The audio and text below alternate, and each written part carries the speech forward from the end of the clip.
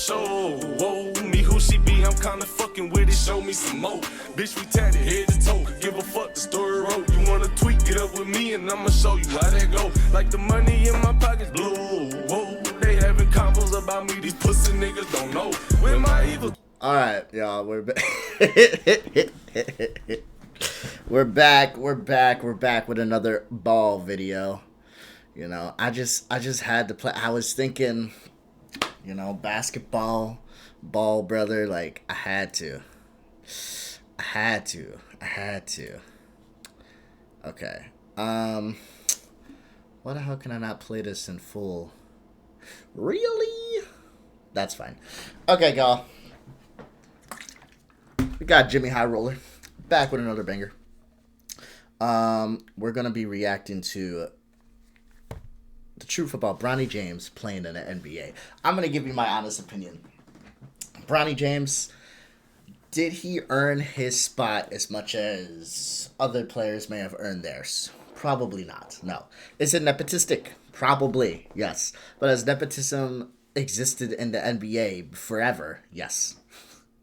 Like, I'm sorry. Like, the Lakers drafted Bronny James because LeBron probably wanted Bronny James to be on the team. That's just what it is. And if Bronny James was not LeBron's son, would he be on the team? Probably not. But at the end of the day, it happened. So, yeah. I don't know what to tell you. Like, Giannis's fucking brothers are both sitting on the bench playing zilch in minutes. And I promise you, if they were not Giannis's brothers, they would not even be on the bench. Okay, I know one's in the G League right now, and one's on the bench. But they were both on the bench at some point. So yeah, anyway, let's keep this going. Let's kick this off. With the 2024 NBA draft in the books, there is one major discussion that has dominated the NBA space over the last week. It isn't about the #1 overall pick. It isn't about the outlook of these teams going into next season. It's about a late second-round pick. And for good reason, because his name is LeBron James. And he's going to play in the NBA with LeBron James. It's a weird and unprecedented circumstance that the NBA has never encountered before. A player who many fans consider to be the greatest of all time playing in the NBA with his own son. A story so strange, you'd think the NBA scriptwriters outsourced their work to ChatGPT, picked the most batshit result, and called it a day. But after 2 years of speculation, we now know with certainty that Bronny James will be an NBA player. And right on cue, the criticism of his merits and value as a future player in the NBA have already came pouring in. Scouts and GMs claiming Bronny as a prospect isn't even worth using a late second-round pick on, and that the real value lies in his last name and the leverage it comes with. But how valuable is a second-round pick, really? And is Bronny a legitimate NBA player, or is he only in conversation solely because of who his dad is? Who do you want to play with? Bronny is #1 on my list. Here's the thing. Like, and I know he's going to bring it up. With a second-round pick, is it legitimate to, quote-unquote, waste a pick on Bronny James? Could they have picked up a really good piece? Here's the thing. I know a lot of people like to use these super exaggerated, like, oh, we got a fucking Hall of Famer in the second round, so look at what they wasted. It's like, bro, most second-rounders are busts. Most people in the second round are bust. And not just that, there's a lot of people in the first round that are bust. There's a lot of first round picks that are bust, dog. So when we sit here and we're like, oh, a second round pick, it's not like they used the Dalton Connect pick on Bronny. That would have been a conversation to have. They used a second round pick on him. Like, I'm sorry. Like, it's not that big of a deal to me. If you could say, if you don't like it, that's fine. If you feel like they probably should have waited, use another pick, whatever the case may be, whatever, undrafted, whatever the case may be, fine. But at the end of the day, to be like, oh, nepotism, this never happened, this does happen. This was so bad for the Lakers that, no, it wasn't. What the hell were they going to get with that? So, yeah, let's keep going. I got to be on the floor with Bronny.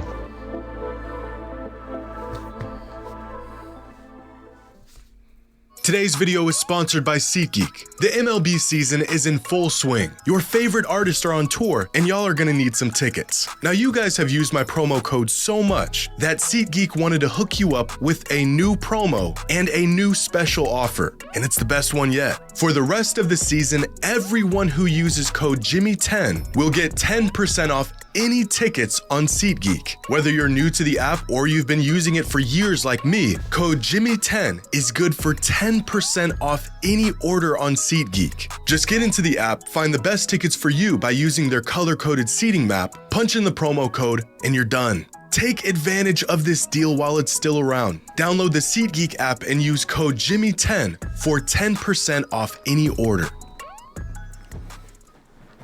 This is Ken Griffey, former major leaguer and 3-time All-Star. This is Ken Griffey Jr., son of Ken Griffey. And in 1990, these two did one of the coolest things a father and son can possibly do. They played in the MLB together. And when I say together, I don't just mean they played in the MLB at the same time. They were on the same team.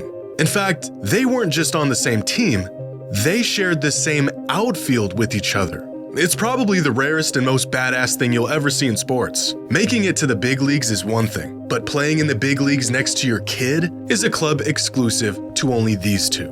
And if that wasn't incredible enough, on September 14th, 1990, the Griffeys pulled off something that you will never see again in your lifetime.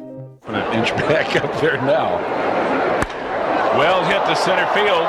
Devon White going back. Gone! A 2-run home run. And he hits one well to left center field. Dante Bichette. Back-to-back home runs. What else can these guys do? That's beautiful. That's beautiful.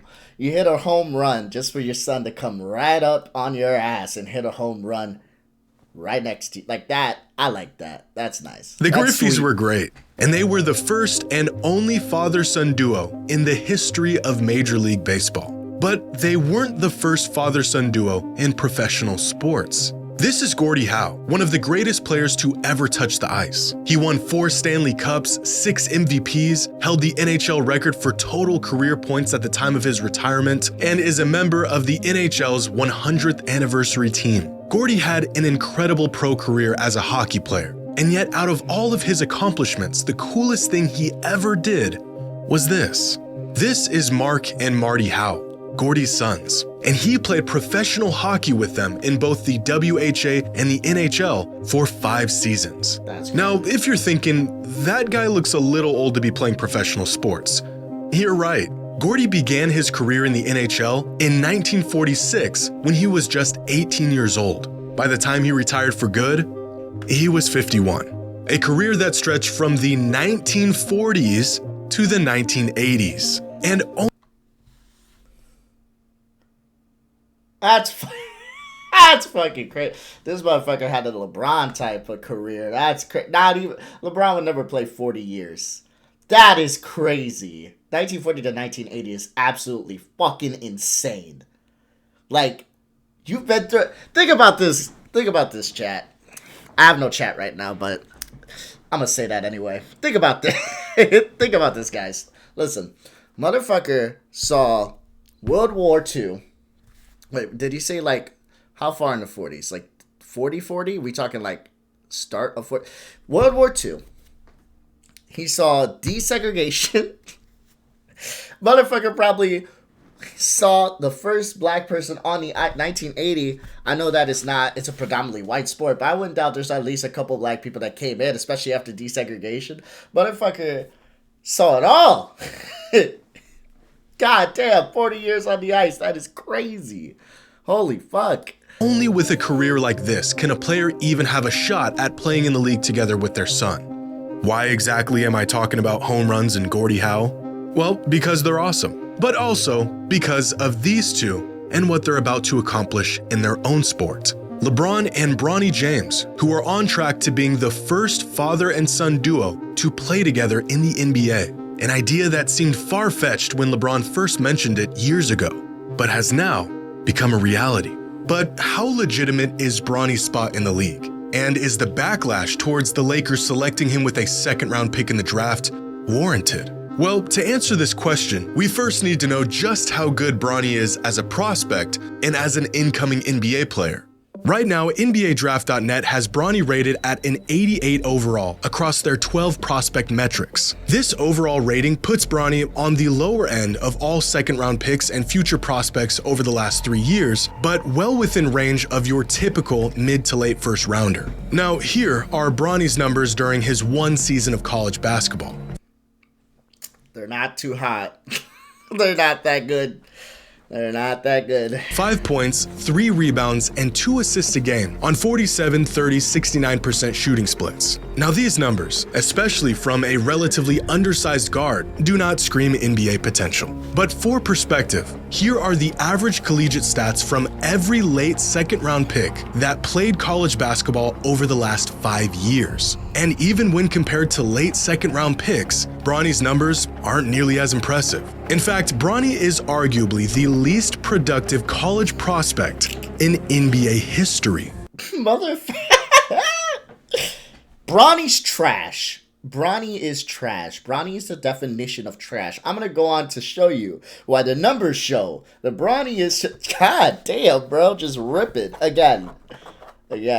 I'm not denying whether or not Bronny got picked because of nepotism. All I'm saying is that pick, not that big of a deal. Sorry, it's just not. But god damn. God damn. Here is a list of every player in the entire history of the NBA to be selected in the first 2 rounds of the draft that averaged less than 5 points, 3 rebounds, and 3 assists a game in college. And that's it. Just 3 players who were selected in the NBA draft with... And you know what? Look, this guy was picked higher than Bronny. This was picked at Bronny. You know what? I stand on my shit. Okay? Bust tapping. These two play objectively worse. Motherfucker averaged a minute per game. 1 minute per game. Oh, let me fix that. Yeah. This motherfucker averaged 1 minute per game. 1 minute per game. Get out of here, bro. Get out of here. I'm sorry. I'm sorry. Give Bronny a 29% true shooting percentage. That's crazy. Jesus.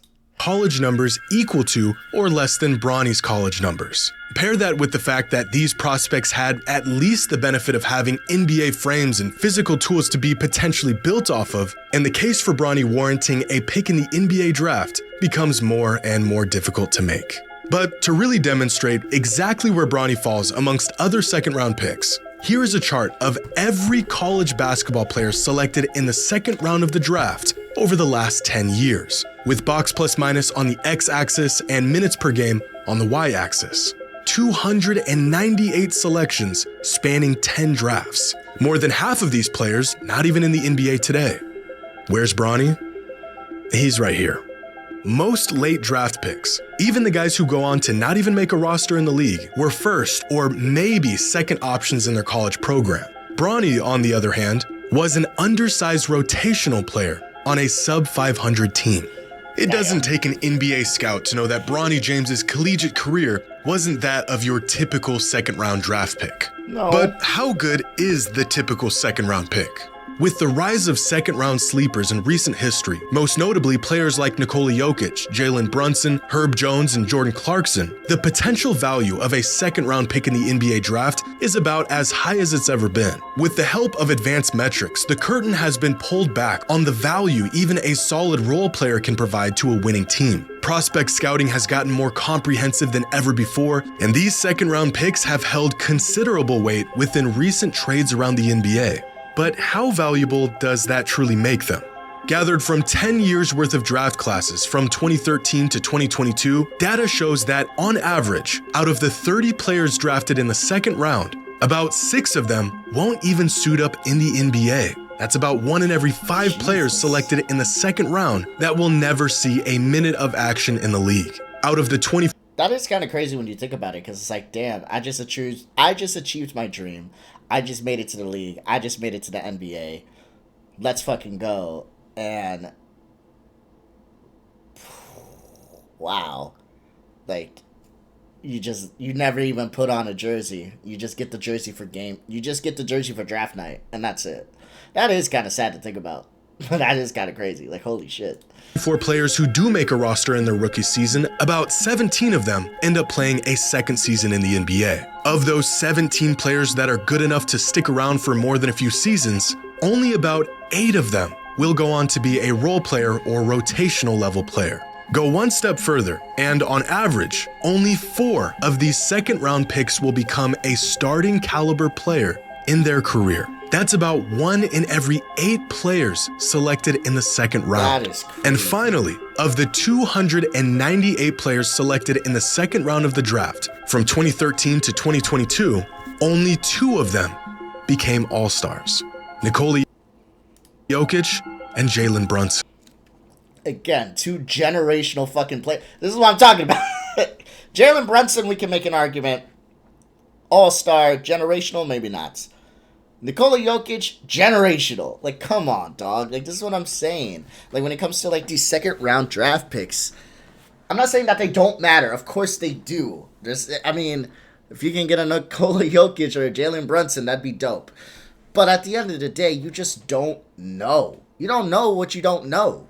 And to say that the Lakers wasted a second-round pick, I'm sorry. If someone from the second round turns out to be one of these fuckers from the 2024 draft, I'll eat my words.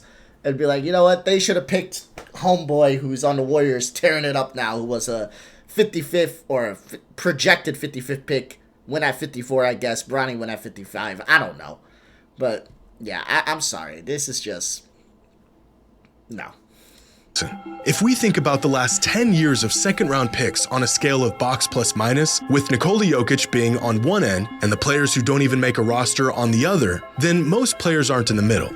In fact, they're not even close. Most second-round picks fall way down here, somewhere in between what Basketball Reference would classify as an end-of-the-bench player and out of the league. When considering how to use a second-round pick, the idea of drafting a guy who ends up being a real contributing player, a starter, or even a future MVP, the perceived opportunity cost can tend to outweigh the actual value of the pick. Drafting a player of this caliber in the second round is like finding a diamond in the rough. But giving away a pick or a potential player that ends up being of this caliber would be a mistake that no front office wants to live with. But that doesn't change the fact that the vast majority of the time, these second-round picks in the NBA draft go on to be these end-of-the-bench level players. Just out of curiosity, does anyone know who the last few 55th overall picks in the draft were and how their careers are turning out? Last year's 55th overall pick has played 1 game in the NBA. The one before that has played 23 games in 2 seasons. The 55th pick in 2021, Aaron Wiggins, is actually having himself a solid career so far, but the one before him is out of the league. The one Thank you. before that one is also out of the league. Thank you. He's also out of the league, Thank you. out of the league, out of the league, was never in the league, out of the league, and out of the league. Like, this is all I'm saying. I just think it's just straight hate. Because I'm sorry. Like, at the end of the day, like, you're expecting Bronny to be this caliber. Like, you guys are acting like he was drafted at, like, 1 through, like, 30 in the first round. Motherfucker was drafted 55th in the second round. 55th. All those players he said that are out the league. Gone. But Bronny, he's supposed to be the fucking second coming of Jesus himself. Bronny is supposed to be the next Jokic. That is what, if Bronny's not the next Jokic, he's a bust. Motherfucker, 90% of these fucking second round drafts are a bust. Like, what do you mean? It's like, oh, it was a wasted pick. They could have gotten a Jokic. They could have gotten a Draymond. They could have gotten a Brunson. You don't know that. You just think that. You don't know that. And I don't even think you think that. You just want to say that because you hate LeBron. You hate him, and that's fine. That's okay. It's America. If you want to go to sleep at night jerking off to LeBron's pictures, talk about how much he's a piece of shit, and cry yourself in a puddle of drool and semen, that's fine. But at the end of the day, I'm sorry. He got his son in the league with his name. True. Absolutely true. I won't deny that. But he's still a baller. He can still probably bust 90% of the people talking shit about him, and there isn't high expectations for a 55th fucking pick. So thank you. I'm glad that shit was. God damn, bro.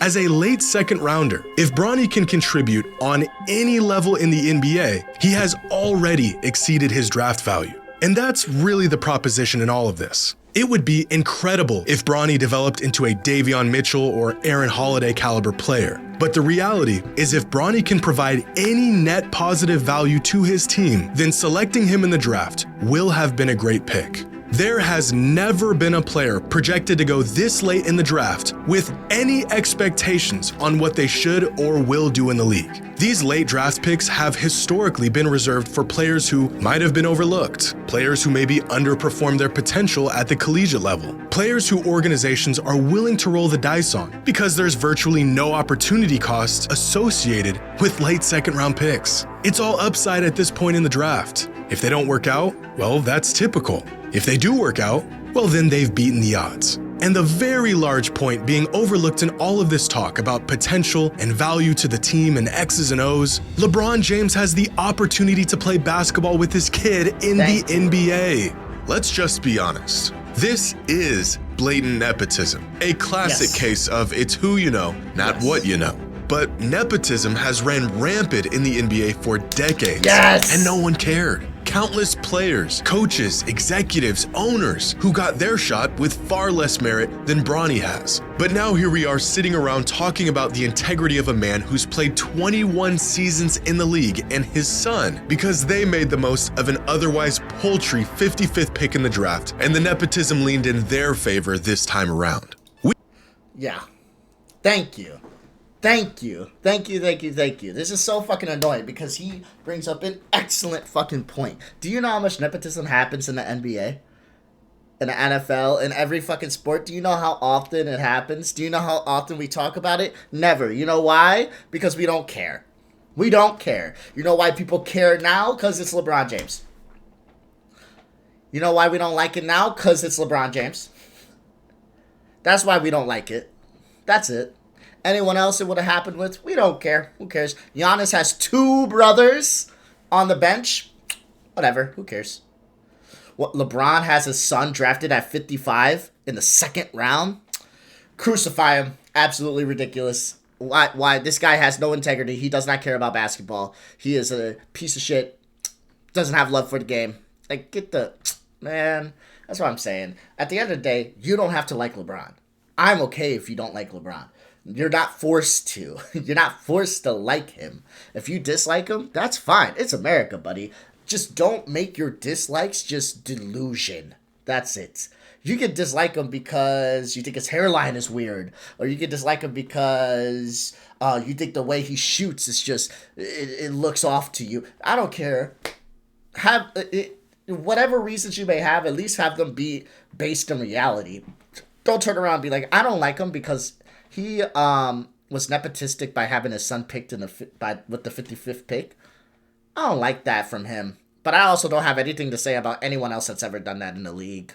Like, if you dislike him, have legitimate reasons why you dislike him. Don't live in delusion. That's all. We can criticize this decision all we want, preach about how this move was a breach of ethics, a slap in the face of the game we love. But then we would all be hypocrites. Because there isn't a man on earth who would pass up on the chance to play in the NBA with his son, even if it meant pulling a few strings to make it happen.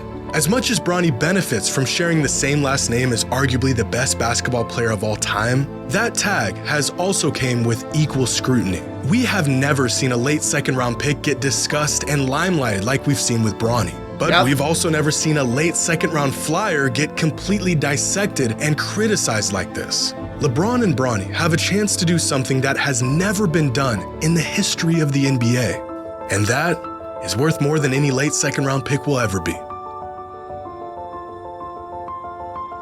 That's sweet. That's sweet. Oh, it's gonna make me tear up. Oh my God.